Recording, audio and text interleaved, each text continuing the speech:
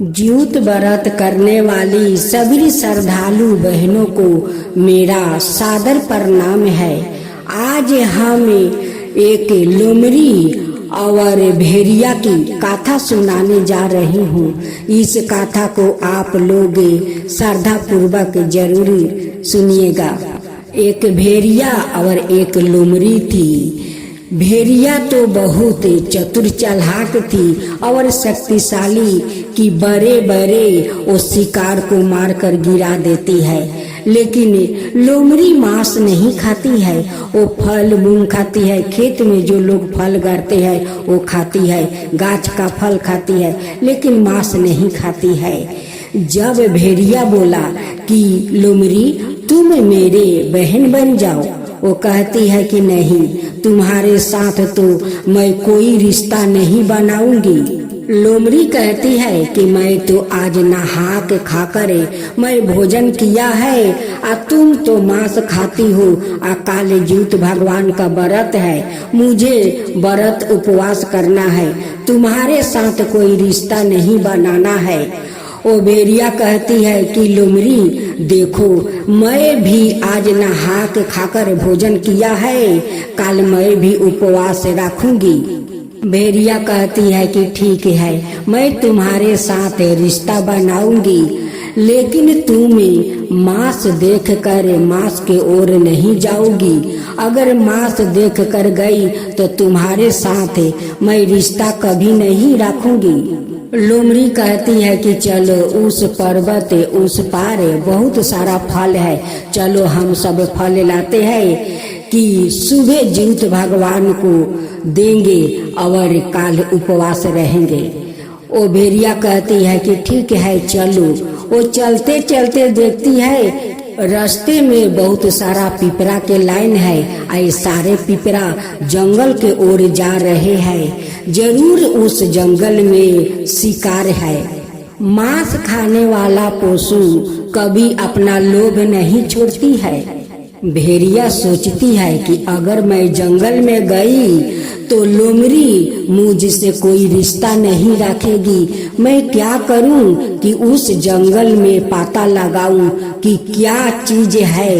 अगर शिकार होगा तो मेरे लिए तो बहुत अच्छा होगा। भेड़िया कहती है कि लोमड़ी बहन, मेरा पेट बहुत दर्द कर रहा है, मैं थोड़ा आराम करना चाहती हूँ। उस जंगल में ठंडा है, मैं वहीं पर थोड़ा आराम कर लूं, तब हम लोग पर्वत उस पार चलते हैं। लेकिन लोमड़ी तो भी वो बुर्बक नहीं थी, वो भी चालाक थी, वो समझ गई। लेकिन लोमड़ी और भेड़िया दोनों प्रेग्नेंट थी। लोमड़ी कहती है कि ठीक है, तुम जाओ आराम करो, मैं तो उस पार जाती हूँ फल लाने। लोमड़ी उस पार चली जाती है और भेड़िया उस जंगल में जाता है। देखता है कि वहाँ बहुत बड़ा शिकार है। भेड़िया बहुत खुश हो गया, वहाँ पर बैठकर पूरा पेट भर के मांस खाया।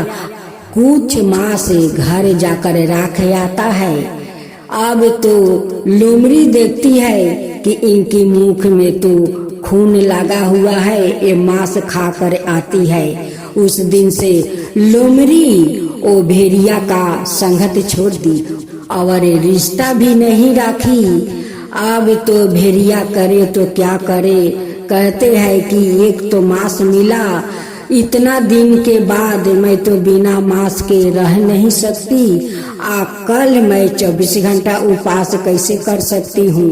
उसी पर्वत का चोटी पर एक चील बैठा हुआ था।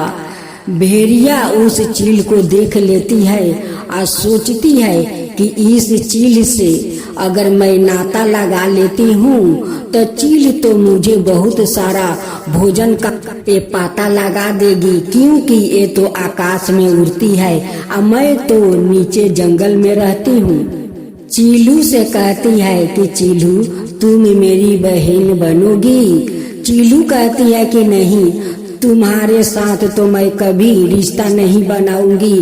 काले ज्योत भगवान का व्रत है, मुझे व्रत करना है, और तुम मांस खाने वाली एक भेड़िया हो, तुम तो कभी उपास नहीं रह सकती।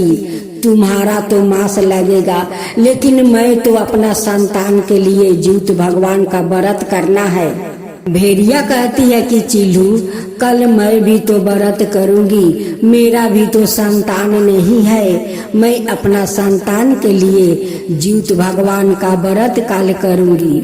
चिल्लू उनकी साथ रिश्ता नहीं रखती है, वो लोमड़ी के साथ चली जाती है और दोनों तरबूज के खेत से वो बहुत सारा फल लिया कर अपना घर में रखती है कि सुबह जीवित भगवान को भोग लगाऊंगी। पीपरा कहती है कि भेड़िया बहन, तुम समझती हो कि हम लोग जंगल में जा रहे हैं मांस के लिए? नहीं, हम लोग मनुष्य का घर में जा रहे हैं कि जो रोटी और चावल मिल जाएगा वही हम लोग उठा कर ले आएंगे, आज सुबह जीवित भगवान को देंगे। हम लोग मनुष्य के घर जा रहे हैं, जंगल में मांस के लिए नहीं।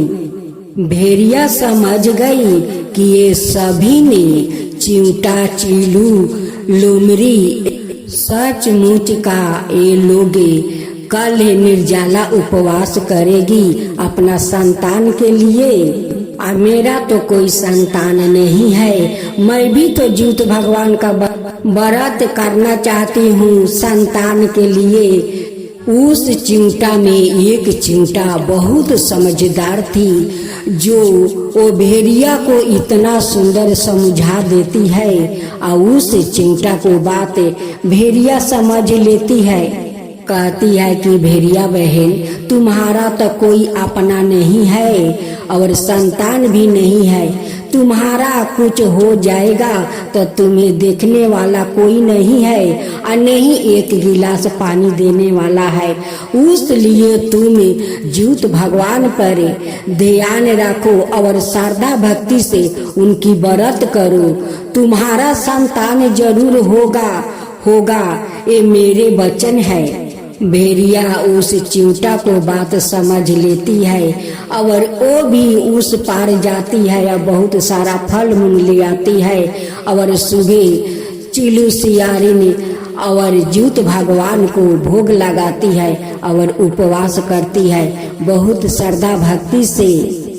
उनकी श्रद्धा भक्ति देखकर जीवित भगवान उन्हें गर्भवती बना देते हैं। कुछ दिन के बाद भेड़िया खूब सुंदर एक संतान को जन्म देती है।